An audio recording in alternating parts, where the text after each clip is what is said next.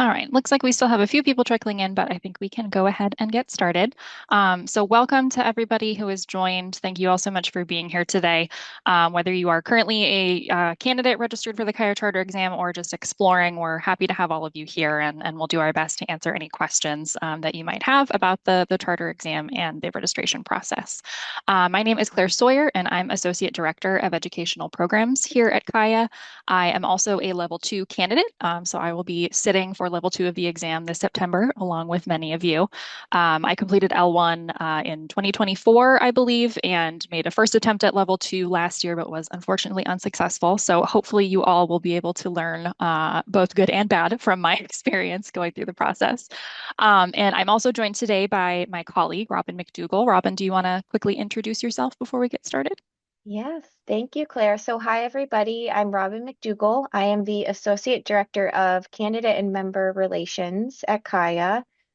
So, I really manage the inboxes that you guys reach out to us with any exam questions, member questions. So, really, we want to make sure that you guys are successfully set up on exam day, and I'm looking forward to answering your questions today. Awesome. So we did receive quite a few questions ahead of time for today's session. So that is going to be the primary focus of what we'll be going through. But if you do have any additional questions, please feel free to add them in the Q&A feature on the webinar, and we will do our best to address those as time allows. Before we actually jump into some of those pre-submitted questions, I would like to take a few minutes to just quickly walk through some of the key resources that are accessible to both current candidates and those who might still be considering the registration process. So I am just going to quickly share my screen. Okay, perfect. So the first page that I would like to point out is just our main homepage of our website, but specifically, I want to highlight this button up here for current and future candidates. This page here contains the majority of resources that you will need to find information related to the CAIA Charter, both registration, exam scheduling, preparation, study tools, Q&A. There are a ton of great resources here. So particularly if you scroll down to these 5 boxes, each has an interactive button, and you can see that we have the account creation process, information on registration and fees, overview, policies, the actual exam scheduling process. We have a study calculator that you can, use to identify how many hours you need to be spending per week to finish in time for your exam date, the exam handbook, information on prep providers, the actual curriculum and sample exams, and then just some additional, orientation session options, FAQs, information on testing accommodations, and so forth. So there's a ton of great information here. I highly recommend referring back to this page if you need to locate a resource. There is a very good chance that you will find it here. The second thing that I would like to highlight is how to actually access your digital curriculum. You can do it from the page that I just referenced, but you can also do so from your actual CAIA account. So once you log in, you'll be taken to a profile page, and you also have access to this menu here. So my exam info is going to be the button that you'll want to click to access this, and then you can see here access your bench prep curriculum. You can also schedule your exam from here as well. Once you navigate through this, it will take you to the home page of your curriculum, and you'll see there's a whole host of study options. I will note that I primarily use the physical curriculum books, so the 0% study plan progress is the reason that you're not seeing anything there. And unfortunately, it's not going to show much of the data that you'll have accessible to you as a candidate if you do use the digital option. Um, but as you can see, there are a lot of great resources that are accessible to you here. So one that I want to point out, because it's related to a lot of the questions that we've received today, is the study plan. So as you can see here, the study plan will have a target date for you for completing the core curriculum material, which is based on the exam period that you've registered for. And based on that target date, it will identify target dates for each subsequent section of the curriculum, as well as flashcards that you can do. So this is a really great dynamic tool that you can take a look at in terms of figuring out when you need to be hitting certain milestones as you're progressing through the curriculum. So I would definitely recommend taking a look at that. I personally like to create a separate study plan for myself. I know a lot of people have different methods for how they go about this, but very helpful as a starting point to get a sense of, exactly what frequency you'll need to be completing certain sections of the curriculum as you're studying. The other thing that I would like to point out is that we do have flashcards available to you, as well as review questions. So you can see there's 472 review questions that we make available to you. I do want to note these questions are not meant to be representative or duplicative of the kinds of questions you will actually receive on the exam day itself. These are primarily just designed to assess whether you are retaining the material. So the actual exam type questions you will get a better sense of once you go through the official mock exam, but these are a separate thing that was created by the curriculum team as opposed to our exams team. And then lastly, in this portal, we also have an AI tutor that is accessible to you. This AI agent is trained exclusively on the CAIA curriculum, so you can rest assured that unlike ChatGPT or some other external resources, it is only going to be basing its answers on our actual curriculum material. So you can, if you need a refresh on a certain topic, like what is Sharpe ratio? It takes a minute because it has quite a bit of material that it needs to review, but it will, basically assess the curriculum and summarize relevant readings for you in an answer. So give it a quick second and see. Okay, well, no relevant information in L2, I guess. That's part of the reason why. So this is a good illustration that if you are asking it a question that is not actually contained within the specific material that you have in your dashboard, it will tell you that there's no relevant information. So if you try to ask it something that is completely out of left field, that is what you're going to get. But if there is definitional material or sort of relevant resources that are within the level of curriculum that you're studying, it will summarize that for you here. And then the very last thing that I want to note is that we did receive a few questions from people on the different weights for the exam. We'll talk a little bit more about this later on in the session, but the easiest place to access that information is in the exam handbook, which I would recommend taking a look at. It has a lot of the same information that we'll be covering today available to you as a quick reference guide. So I just wanted to point that out that you can access that here. So with that, I will stop sharing and we can go ahead and jump into the Q&A portion. So the first thing that we wanted to touch on was just sort of getting started with the charter process and eligibility. And one of the questions that we received in advance was, what certifications within CAIA are you eligible for based on different academic and professional backgrounds? So Robin, can you talk a little bit about that? Yeah, sure. So in terms of any requirements before taking the CAIA charter, there's nothing that you is necessarily required. However, we do recommend having a foundational knowledge of the financial services industry. It's also helpful if you've taken, an intro to stats or corporate finance course. Otherwise, we don't have any necessarily requirements. It's available to anyone. And then, Claire, I can hop into the next question as well, if that Sure. works. Yep. So we also got a question around what are we planning to expand in where CAIA has not really been exposed yet? So, for example, South Africa. So, we are always keeping an eye on where populations are increasing in terms of interest for taking the CAIA exam. We're obviously always, developing those areas where people might not have the availability to test in person. However, for those situations, we do have the availability to test remotely.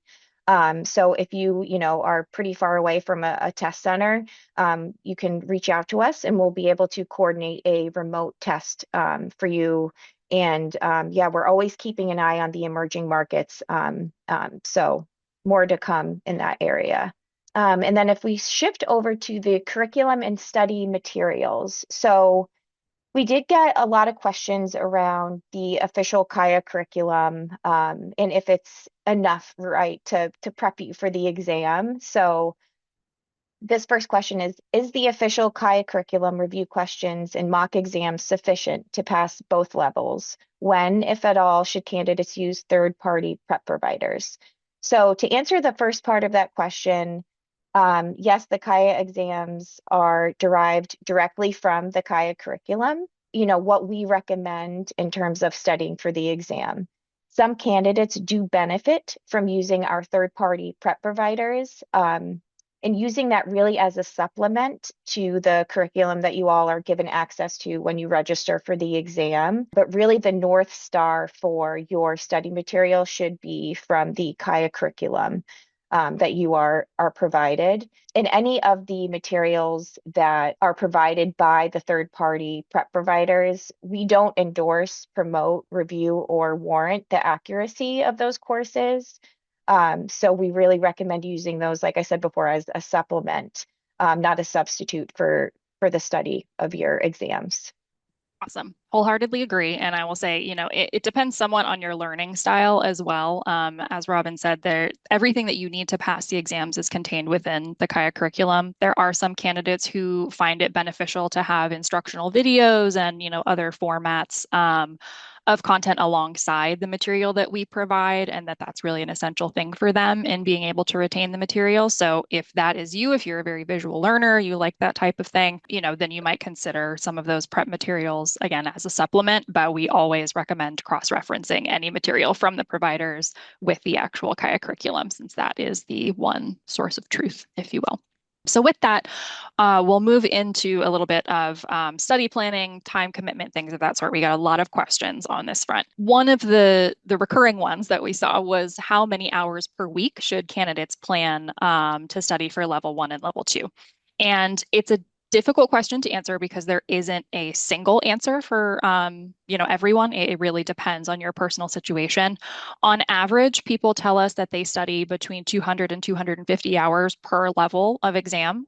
So what that translates to in terms of number of weekly hours just depends on when you register relative to when your exam window is. But we also have people tell us that they study less than that and people who study more than that. So that's largely going to be informed by your background, any existing experience that you have in the industry, how quickly you read. There are a lot of different factors that go into that. So we can't really give a one size fits all answer, but that study plan tool is available to you to identify, again, when you need to get through certain chunks of the material. We also have a separate study calculator on our website if you haven't registered and you just want to get a ballpark idea of how many hours it would be if decided to do 200 between a certain period and so on.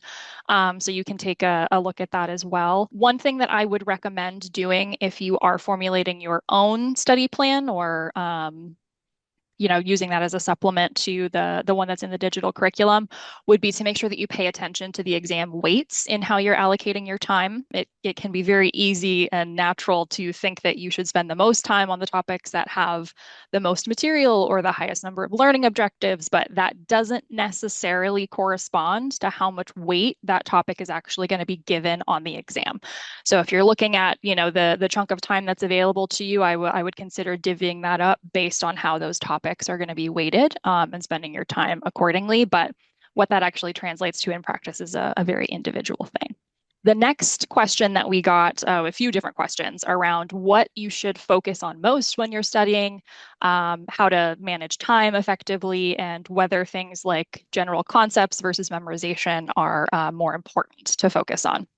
And the main thing that I would say is, priority number one is making sure you get through all of the material within the time frame and making sure that you leave enough time for yourself to review. You do not want to be finishing the last topic right up until the exam date, because by that point, there's probably a lot from the first topic you started on that you need to refresh on. So I would aim to finish the material ideally like a month in advance. 2 to 3 weeks is enough for some people, but I would definitely recommend giving yourself a buffer. And as you are going through the material, there's a natural tendency to want to spend, again, a lot of time on the things that are not necessarily the most intuitive for you, or you feel like really have to get this concept down, so I'm going to spend as much time as I need to make sure that that happens.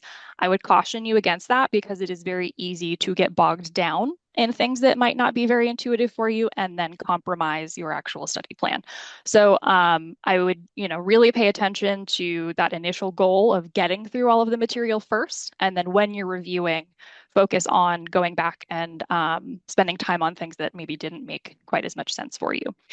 And then as far as conceptual understanding or memorization, the answer is kind of both.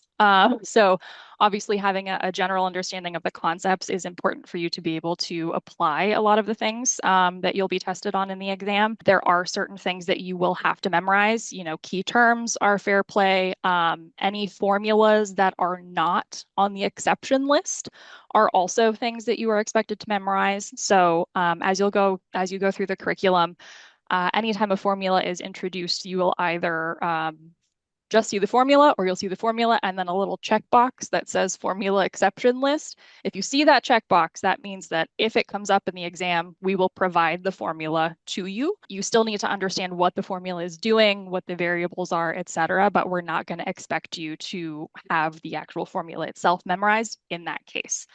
If it doesn't have that checkbox next to it, that means that you need to memorize it. I know it's a lot of memorization that's required. Flashcards are very helpful for this, as is, finding unique ways to help yourself remember things. So I personally have a hard time with always keeping variables straight if I don't have them annotated in such a way that reminds me what they actually represent. So something that I'll do when I'm, making flashcards is write the formula out, but in a descriptive way as opposed to just having the variables. So things like that can be really helpful from a memory and understanding perspective. But again, there is a lot of memorization that goes into it. I know it can be frustrating, but it is just part of how these types of exams work. Then another question that we got a few times was when candidates should begin doing practice questions and when to take the mock exam. Practice questions, I would say as soon as you would like to. I think sooner is certainly better. I wouldn't save all of those until the last minute. Going through them, I think as you're going through the material is a great way to approach it. And then the mock exam, this again is sort of a depends on the person. Some people like to take it like a month before and leave themselves plenty of time to review everything. So they use that as sort of a benchmark for which areas they need to focus on during the review portion of their study time. There are other people who prefer to take it just a couple of weeks or a week before the actual exam. And some people do both. You can take the mock exam multiple times if you choose to. So that's really sort of an individual thing that you have to decide for yourself. But again, you can take it multiple times. There are a couple of different ways that you can take it as well. You can have it essentially exactly mimic the testing environment in terms of the time limit and things of that sort. Or you can take an untimed version. So you have, more of a chance to sit with the questions and work through them. So you could consider doing both. It's really just a matter of preference in that case. And then we also got a question about whether you should take level 2 immediately after level 1 or take a break in between. That, again, is a little bit of a personal thing. I chose to take a break for an exam cycle just to give myself a little time to decompress because these exams can be pretty intense things to study for, particularly if you're balancing it with a full-time job or personal obligations. But if you want to do them back to back, you certainly can. There are plenty of people that do. So that again is really just a matter of preference. But we see people do it both ways. All right. So another topic that we got quite a few questions on is related to the actual exam format and expectations for the different levels. So specifically, what are the differences in format between level 1 and level 2? So level 1 is pretty straightforward. It's 200 multiple choice exam questions split up into 2 blocks. So, pretty typical type of multiple choice format. Level 2 differs in that it is part multiple choice and part constructed response. So there are 100 multiple choice questions that you'll do in the first block. And then the second block is 3 sets of constructed response questions that are typically a multi-part thing. When it comes to topics, the ethics portion of level 2 and the emerging topics section are tested exclusively in that constructed response format. So that's something to bear in mind when you're studying. You are not going to get multiple choice questions on ethics and emerging topics. You will only get constructed response. And then all other topics can be tested as multiple choice, constructed response, could be both. There is some variability in that, but that, again, just something to keep in mind when you're studying for those two topics, that they will be tested a little bit differently than some of the other ones might be. And then a related question that we got as well is how quantitative the exams are. What number of questions are going to be quantitative versus qualitative? This varies from cycle to cycle, but the maximum percentage of quantitative questions would be 30% of the exam. So no more than 30% of the questions will be quantitative in nature, meaning you have to apply a formula and things of that sort. And those quantitative questions in level 2 could be either multiple choice or constructed response. So you may have some, quantitative questions that come up in that constructed response section, but it's a maximum of 30%. We get a lot of people who are very, very anxious about this aspect of the exam, and I think tend to maybe overweight or worry more than they should about how many questions are going to be math related. So I definitely recommend reminding yourself frequently throughout the process that it's going to be no more than 30%. That's the maximum. So maybe put that on a sticky note for yourself and stick it above your desk. That's something I certainly did. On the subject of the constructed response questions, we got a variety of questions about how to go about those, like how to construct the actual answers, what strong responses actually look like, how that might influence the way that you study for those types of questions. And there are a few things that I would note for that. So the first is that when you are actually answering those questions, we are not expecting you to write a polished 5-paragraph essay. That's, doesn't have to be complete sentences, even bullet points are fine. The most important thing is that you are conveying the information that the question is asking you to demonstrate, but it does not have to be anything super eloquent. We're not going to penalize you for spelling mistakes or grammatical errors, even as long as the grader can understand what it is that you're saying. The content of the answer is all that matters. As far as what makes a strong answer versus a not strong answer, the main thing that I would point out is just to be sure that you are articulating any reasoning that brought you to your final answer. And if it is a quantitative question, to make sure that you are showing your work. So don't just indicate what the final answer is. If you're correct, you'll get partial credit in that sense. But we are looking for an understanding of the concepts that we're testing you on. So being able to demonstrate your work, show your reasoning, and so forth is a very important part of developing a strong answer to those questions.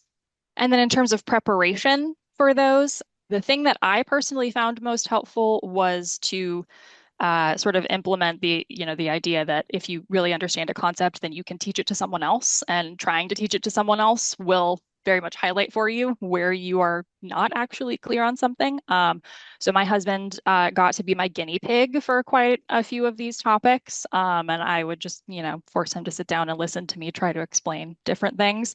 If you can do that, that's a pretty good indicator that you have a solid grasp of the material. If you don't have anyone that you can force to do that for you, then you can certainly sit down and just try to explain the concepts in writing. It's a little bit difficult to study for these, admittedly, because you don't know exactly what kinds of questions you're going to get. But I think if you just focus on being able to just explain the concepts, from sort of your own memory and not be reliant on the question or any, answer choices to be able to jog your memory about what the relevant things are. It is, I would say, a higher level of depth and detail that is required in your understanding of that content to be able to answer them well. So just make sure that you really, have a very solid grasp on all of the different topics and you feel confident in your ability to explain them to someone else. So let's see here. We also got some questions around the exam day and certain logistics. So Robin, I will pass those off to you if that's all right.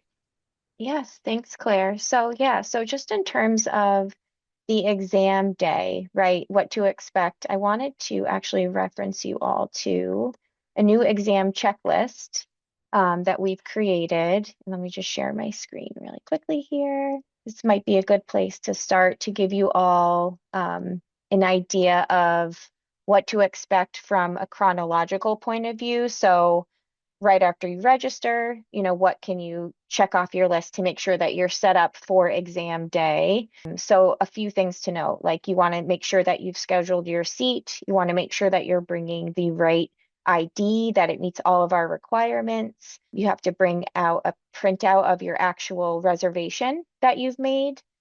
So this list is a great place to start. And let me just show you guys really quickly where you can find this. So if you go to CAIA Association, just the homepage. And if you click on current and future candidates, and if you scroll down to the helpful tips column here and click on this CAIA exam checklist, this is where you can find all these helpful resources. So we have after you register, a month before your exam, a week before your exam, and then on the actual day, what you should expect. And then even after, right? When will you receive your results? And within this checklist, there's actually links to more information about, for example, the ID policy, if you are sure if your ID will meet all of the requirements. And then you can actually link out to the exam handbook, like Claire was showing you guys a little bit earlier. This is really like a great resource for everything about the exam. It has um, exam development structure and content. So like all the questions, some of the questions that you guys had asked about the actual format of the exam, and then it filters all the way down to exam day, after exam day. So this really has a lot of information here. There was, I think, a few questions around the type of calculator that you all can bring. So yes, you can. There are two accepted financial calculators. One is the Texas Instruments BA 2 Plus, and then Hewlett Packard 12C. Only one of those can be brought into the exam room. If you do have a backup, you can leave that in your locker, but that's really just high level what you can, expect on exam day. I would start there. And if you guys have any additional questions, please feel free to reach out to candidate@caia.org.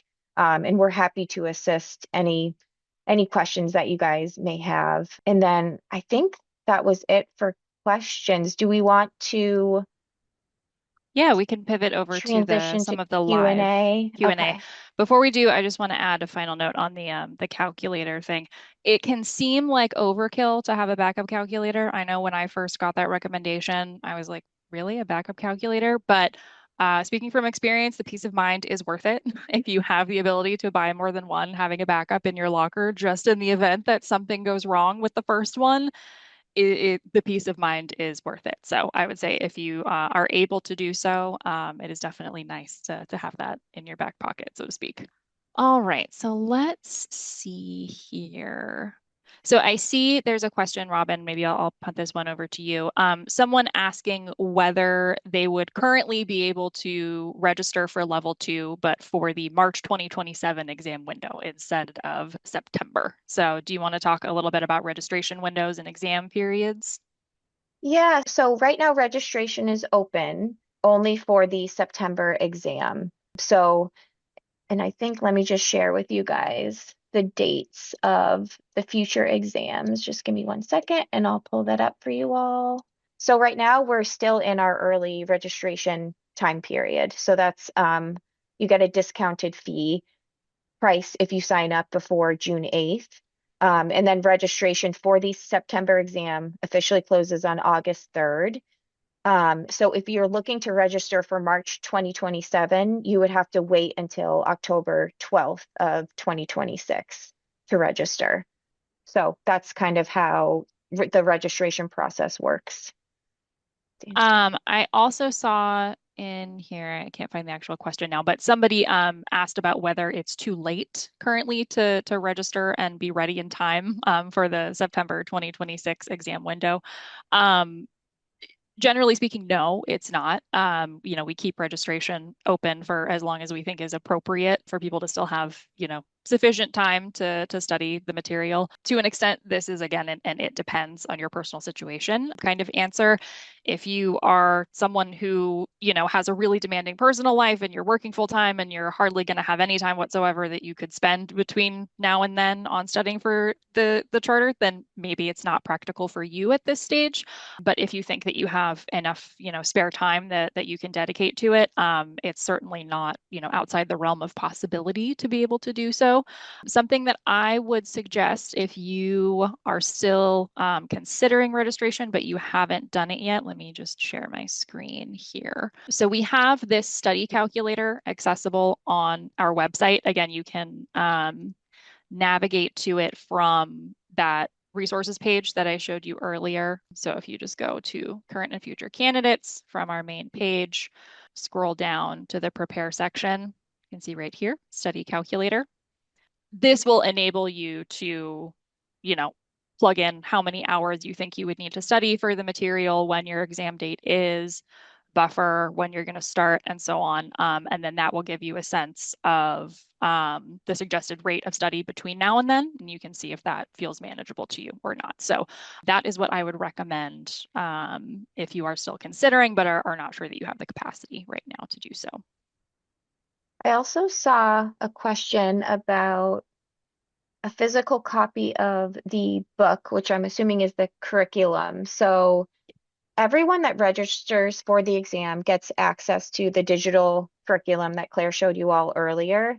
If you navigate to the resources tab in your digital curriculum, you will be able to, and I just looked at mine, I don't have a good example, but if you navigate to the resources tab and then if you click on so learning and then resources, you'll be able to download the curriculum for free.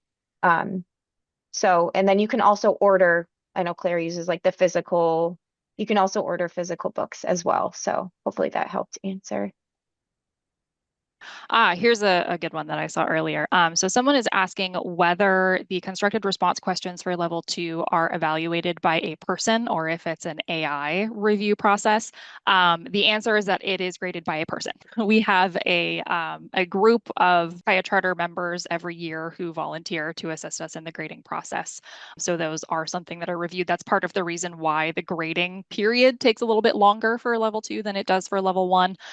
So it is not an AI-based grading process, if that's helpful. And then somebody else I saw asked what a passing grade is for level one. The answer is that there is no like public standard that is set. It's a bit of a variable process assessing how, you performed relative to other candidates in the session to make sure that if there were any, particular issues with a certain question that like everybody got wrong, that we're accounting for that to be as fair as possible. So it's not like if you get 70%, you are for sure going to pass versus not. It fluctuates a little bit every year. The passing rate is a little bit different every year because we have, a lot of processes in place to make sure that we're grading as fairly as possible. So generally speaking, I would say if you get above 70% or so on your mock exam, I would say that's a pretty good score. A lot of people like to aim higher just, for peace of mind. But from what I've heard from other people who have gone through the exam process, both for the charter and for other credentials as well, that is often, it seems, a target that people will aim for when they're doing their mock exams. Let's see. And then I saw someone else also asked how many total constructed response questions will be in the exam. There's not a set number of questions. It's a multi-part thing. So there are three sets of constructed response questions. So it's sort of a vignette type of thing where there will be a certain scenario that you're given, and then there will be a set of questions for that particular scenario. But the actual number of questions is going to vary depending on what's asked. So you might have something that is more quantitative and complex, therefore there are fewer numbers of questions that are asked. You may have something that's more qualitative, so there are more asked about that situation. So it is variable. I see a few questions in here around if you sign up for the exam, can you push it to March as needed? And then also, um, just questions around the prometric availability, like they have limited dates and times available.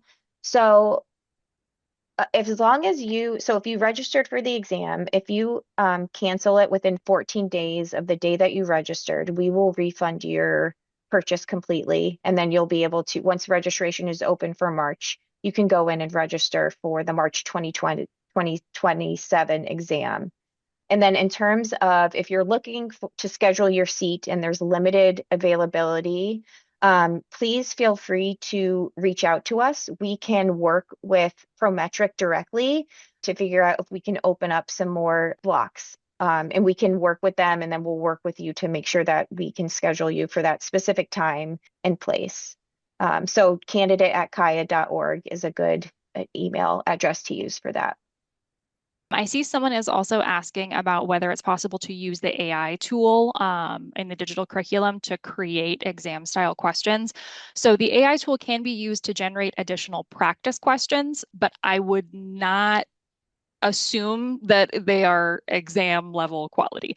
And I say that partly because the exam questions are developed by our exams team. It's a completely separate process from that AI tool. The AI tool does not have visibility into those questions at all. So even if you were to ask it to create exam style questions, I doubt that you would get something that's actually going to be reflective of what you'll see on exam day. Again, that is really designed to just be more of a general retention check on how well you're going through the material, not to mimic the actual exam day. The only thing that I would say is a safe thing to rely on as representative of the exam is the actual mock exam. There's a question in here too about bench prep curriculum you feel like is fairly limited in terms of the review questions. So, I mean, that might be an opportunity to look at the prep providers Mhm. as to use as a supplemental resource for your studies. But Claire, I don't know if you have any insight in terms of like they feel like the set of questions is limited Sure. for the reading. Yeah, so I mean, it's fair. The total number of questions is 472. So, it's a relatively high number, but certainly understand that per reading, it can seem like it's not a whole lot because there is also a very high number of readings in the material. So, as I alluded to, you can ask the AI tool to generate additional questions for you as an option if you'd like to do that. But as Robin said, if an additional Q bank is something that you feel is really important to you, then that's certainly something that you could look to a prep provider for. We very much understand that there's an appetite for additional questions and things of that sort. And we would very much like to be able to do that for candidates is something that we have on our radar to try and increase. But as of right now, the questions that are within the system are the ones that we can offer to you directly from CAIA. But those prep providers are available if you would like additional resources. I also see someone has asked, based on my personal experience with level two, how I am preparing differently than my first time taking the exam to make sure that I pass. And that's a great question. And I would say the main thing that I am trying to do is, again, not getting bogged down in material that's not really clicking super well for me. That was a mistake that I made in the first round, getting a little bit bogged down in some of the more quantitative stuff. And, before I knew it, time had gotten away from me with both that and, work obligations. And I just ended up feeling like I didn't have enough time to really sit with the rest of the material. So that's the main thing. I'm really doing my best to stick to the study plan that I created and just giving myself as much time as possible with all of the relevant topics. The other thing that I will note that's related to that is, you don't have to have perfect knowledge of every topic to pass this exam, right? Like it could theoretically, you could completely fail one topic. And if you did well enough on the other ones, you might still pass. So if there is a certain section of the material that no matter how much time you spend on it, it is just not clicking for you, that's okay. That doesn't mean that you're necessarily going to fail. So there is a point at which I would say, if you've really sunk a lot of time into something, you're really struggling with it, your time might be better spent elsewhere in the material that you are strong in and that you will be able to test better on if you spend more time, with memorization and things on that subject. So I would just say, like, don't think that just because you're, not scoring super well in one particular area, that that means you're doomed to fail. That is not necessarily the case. So just be cognizant of that as you're going through the study process and make sure that you are using your time effectively and not just like banging your head against the wall with the same concept that, is just not making sense for you. I And then also there was a follow-up question about what the most challenging part of level two was from my experience. And in my case, the lack of time was definitely part of it.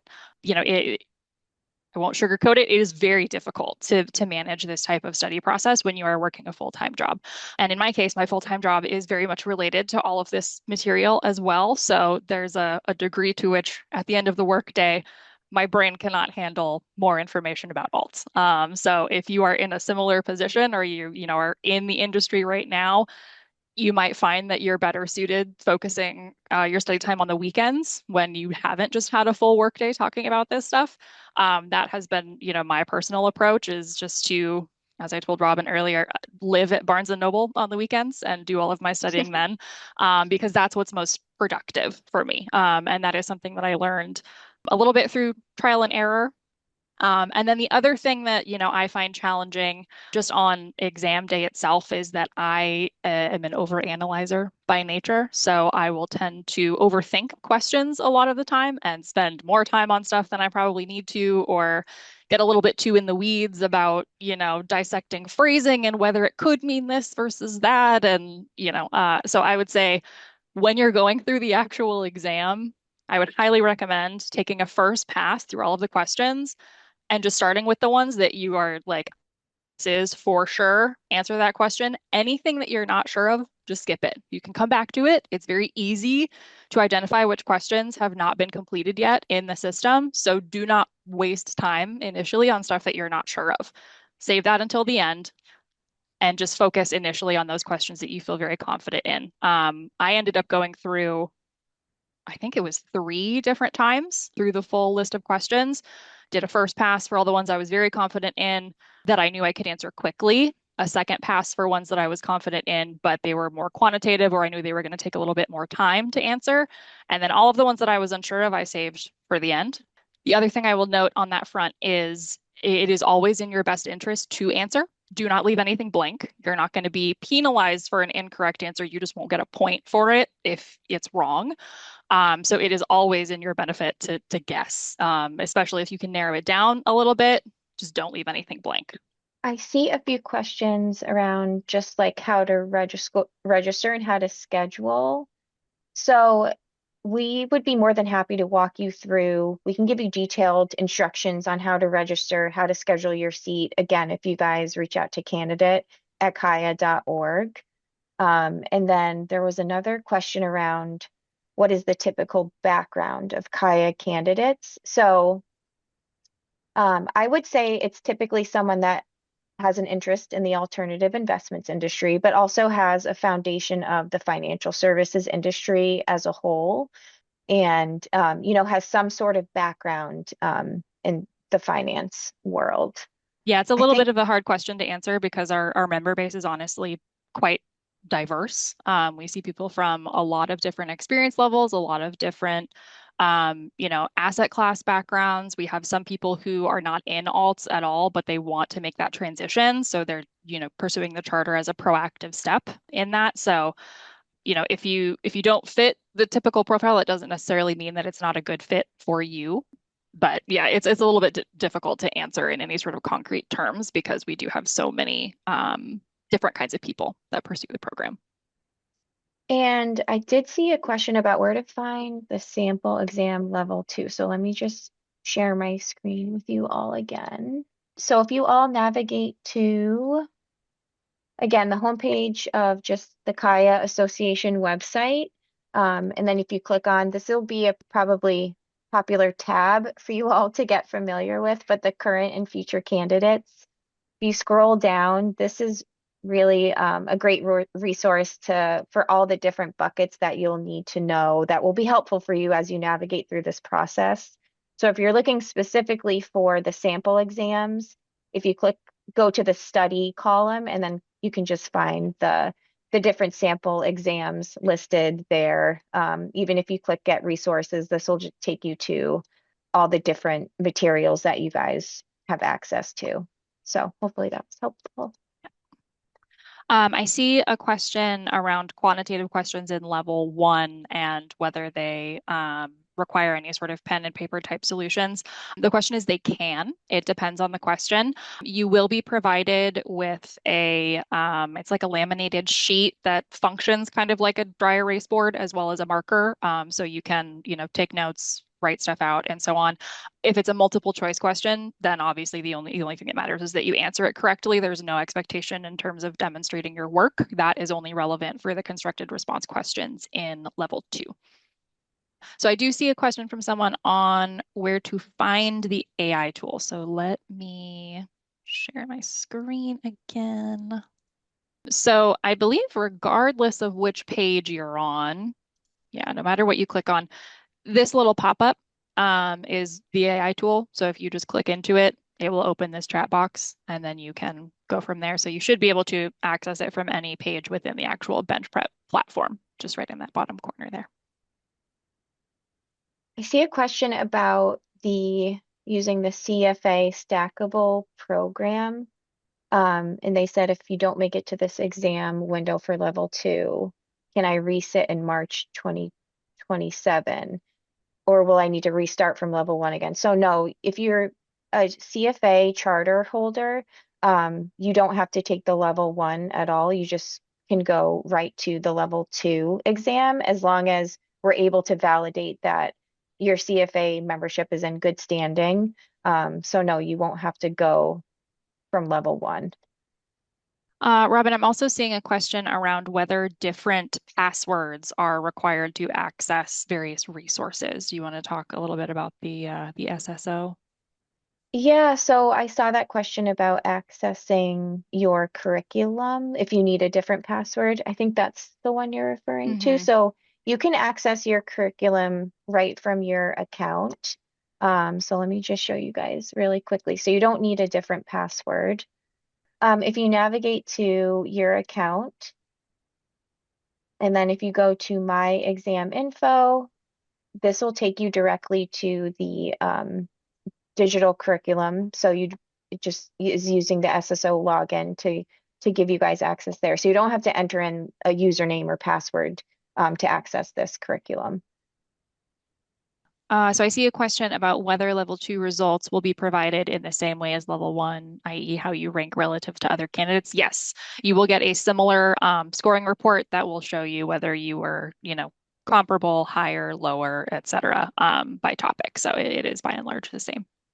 I also see someone asking about whether the constructive response questions are subjective in nature and if you would get marked points off if the grader disagreed with your evaluation or assessment. So the answer is that they are not particularly subjective questions. So there are very specific objective, things that the graders are looking for in those answers. So, in our experience, there hasn't really been much of an issue in that sense. So I wouldn't be worried too much about it. It's not really an opinion-based type of assessment. It's really more, there are very specific things that we're looking for. So it is more of a true-false type of situation. Mhm. Someone also asked a grid where it shows when results would be reported. So when you receive your results, you have access to a performance report. So that will, in that screen, it'll say pass, fail, and then you can actually see how you performed on the different parts of the exam. So let me actually share my screen with you guys, see if I can pull that up quickly. So if you are under your account, and if you go to My Exam Info again, and you took the exam already, you'll be able to see all of your exam information here and then a performance report. So hopefully that will be helpful. We also have resources that the candidate team can share with you to help you understand your performance report.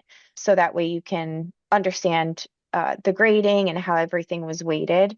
But yeah, just reach out to us if you have any additional questions about that. I also see someone asking about how the results will be communicated. So you'll receive an email that results are available, and then you'll be able to log into your CAIA account and view the results from there. So the results themselves will not be provided in the email. You'll just be notified that they're available for you to look at. I also see someone asking whether there are any sort of limitations of how many notes you can make on the sort of scratch paper that's provided during the exam. The answer is no. I don't know if this is consistent across all testing centers, but if they do provide you sort of the laminated board with a dry erase marker, it comes with an eraser, so you can go back and erase and reuse that page. If there is scratch paper, then I think they provide you multiple sheets of it. This is not the only exam that I've sat for, so I'm unfortunately perhaps mixing up which one was which, but I know for L2, I got a dry erase board and was able to just reuse that. So it was not an issue. I see someone is also asking for a demo of the learning platform. We did do that at the start of the session. So this is being recorded and will be sent out to everyone once the recording is available. So if you want to go back and review that, there is a quick demo of how to get to the digital curriculum and where some of the different tools are in that. So it looks like we just had a question come in as well about rescheduling options in terms of Yeah. cost and frequency. There is an exam. It's in 30 days of the time that you scheduled your reservation. There's no fee. And then there's a $50 fee if it's 5 days within taking your exam. And then if you're 5 days out from the exam, you're not able to change your seat.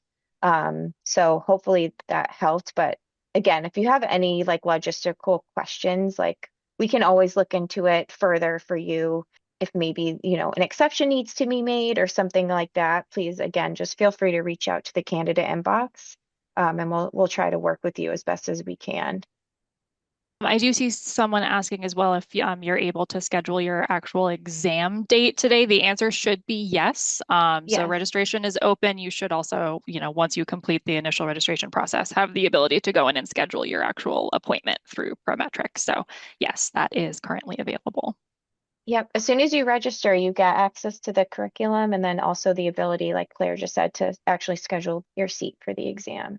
I know we are running close on time. So the last question maybe I'll answer is I see someone asking if for constructed response questions, whether you can answer using common abbreviations.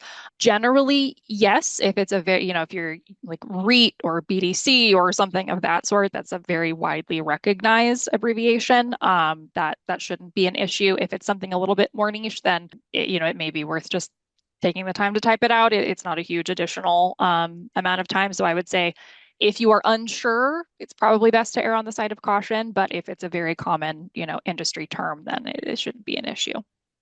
All right. Well, I think we are pretty much at time. So maybe just to quickly close out, I will mention we do have a couple of additional sessions that are coming up for candidates. We have one that is focused on more on study tips and the actual study process to get ready for the exam, which is scheduled for June 3rd. And then we have one that is more focused on the actual exam process itself and exam readiness, which will be happening on August 5th. So if you would like to register for those for additional details, that information can be found on our website. And as Robin said, if you have any follow-up questions for us, you're more than welcome to reach out via email. We're always happy to assist and answer. So with that, I think we can go ahead and close out. Thank you, All everybody. right. Thanks, All right. everyone. For those of you registered, best of luck with your studies.